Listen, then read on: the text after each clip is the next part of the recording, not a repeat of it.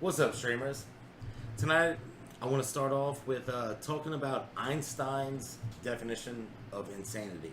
If you don't know what that is, it goes like this: repeating the same action again and again and expecting different results. That's his definition of insanity. And I think we're seeing that a lot these days. Whether it's CNN, whether it's Maxine Waters, whether it's Chuck Schumer, whether it's Lindsey Graham or John McCain. Everybody's on this Marussia shit. And if you haven't heard, you must be hiding in a rock or under a rock. There's a new Russia story, new narrative. Eric Trump, or no, not Eric, Donald Trump Jr., the other Trump son, met with a Russian lawyer about some government collusion. That's the new story. I thought about doing a story when this first broke, and I was like, let me sit back and wait to collect some more information, because it didn't seem legit to me. Actually, none of it seemed legit, and according to Van Jones, it's a nothing burger. So this is just some more nothing sauce on top of it, with some nothing fries on the side. So personally, after looking into it, this is what I've come up with. Do your own research. Tell me what you think. But at the end of the day, Donald Trump Jr. received a email from a Goldstone asking if he was willing to meet with this Russian lawyer who supposedly had some top secret, confidential government secrets that pertained to the Clintons, and it was damaging. And he agreed to, he wanted the information. Naturally, that's, typically when you're in a dogfight, you want the dirty words, give me the dirt on somebody.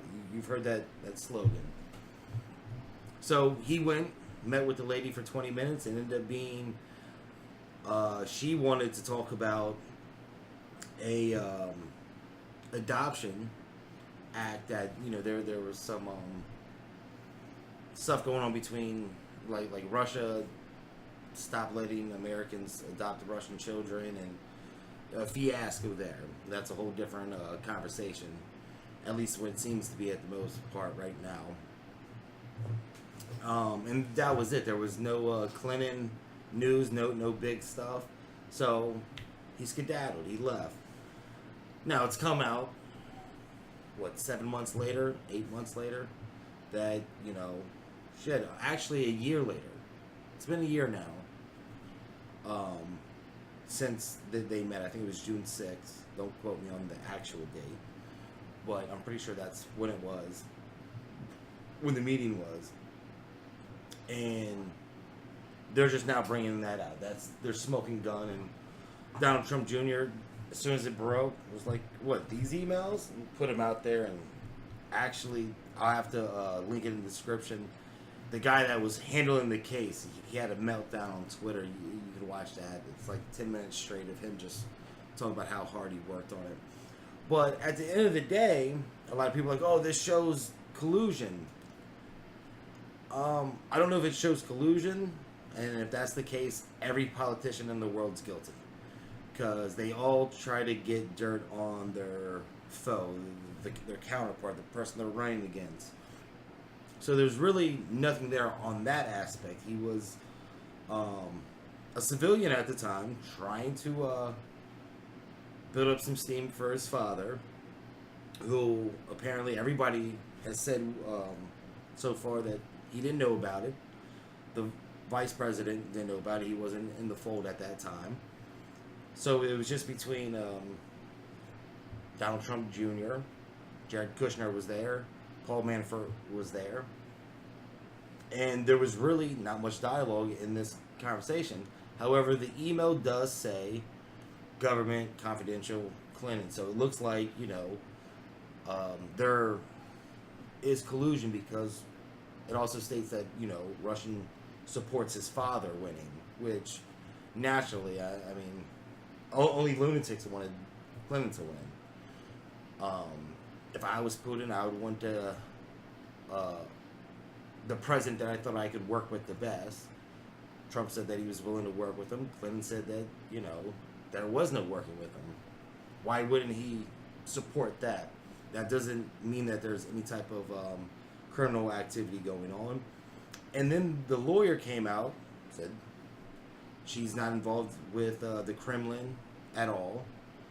So there kind of kills that narrative. And then once you actually start digging into it, and that's why I didn't do a story or a video right away, because I knew more would be coming out. So it appears, and it's not 100% nailed down yet, but it appears that it was actually a Democratic setup. So if you remember back, they were talking about they needed FISA court documents approved for them to wiretap Trump and his advisors and everything. And we all know that did finally go through. They asked about it a couple times, and I believe it was in June or early July that it got the stamp of approval. However, so with this meeting being on June 6th, the certain keywords that was needed, and they were told that in April, hey, we need these things to go after them.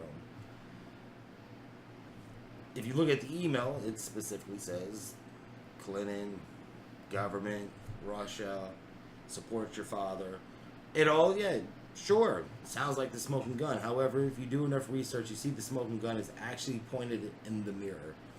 The same people that are trying to use the gun are the same people, they're committing suicide. That's what it appears to be at the moment. If you really do your due diligence, wait for information, go look for information, it appears that the Democrats set this up. It was all Stonewall. I'll put a couple links in the description to show you the players in it. I don't really feel like going through all that. I'm not a newscaster. I'm just here to tell you that it's kind of bullshit. And it's really funny that we're throwing so much steam, so much narrative at Trump and Russia, but we fail to talk about, like, the Clintons talking to the Ukraine guy.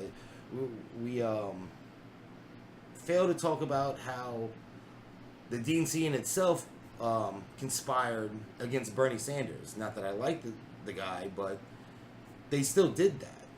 There's many dealings in that avenue of, could be criminal, could not be, but if they're going to try to impeach the president, it's the same boat. So if you would have won, would you have been able to say that you were justified? You'd probably say the same thing that Trump's saying now. Like, it's nothing. It's a witch hunt. So, that's just what you do in politics. Also, you can maybe argue the fact that morally it's not right. Like, you shouldn't play in that type of arena. But if we're really going to look into morals and values when it comes to politicians, especially the one that he was running against, like, there's no credit there. I mean, like, blowjobs on a whim, and you can take down other countries' markets. If you don't know what I'm talking about, check out the Clink Cash movie. I'll link that in the description. The Clintons actually have a long history of some subpar, if not very questionable, criminal actions. There's a reason he named her Crooked Hillary.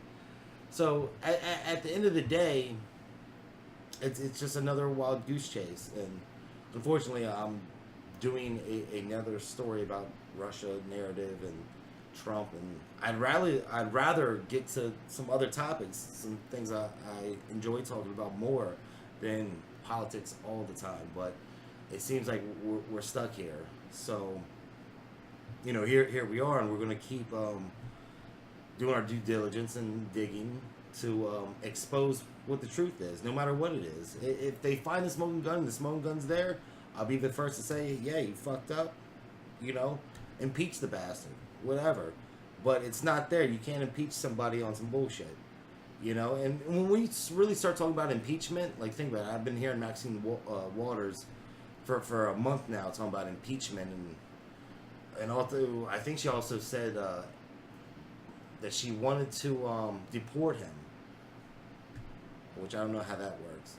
But this whole impeachment push, you know, and everybody's going to march for the shit.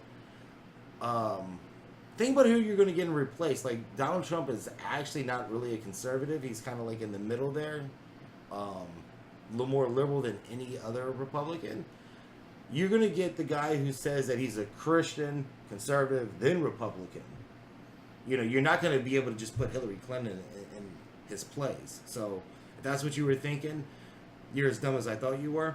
But that's not actually what happens. So, you get Mike Pence. And he's a Christian, conservative, Republican in that order. So all the shit you're rallying against, you're not going to have it any better with him. He's just going to talk softer. At least I like a guy that's up forward, you know, tells you what he's thinking. So, you know, that's really all I got to say about that. I just wanted to throw that out there. You know, you do your research. You tell me what you think. If you think he's guilty, let me know. If you think you agree with me, let me know. If you find something else, shit, send that my way. I'll take a look at it too. All right? Have a good one.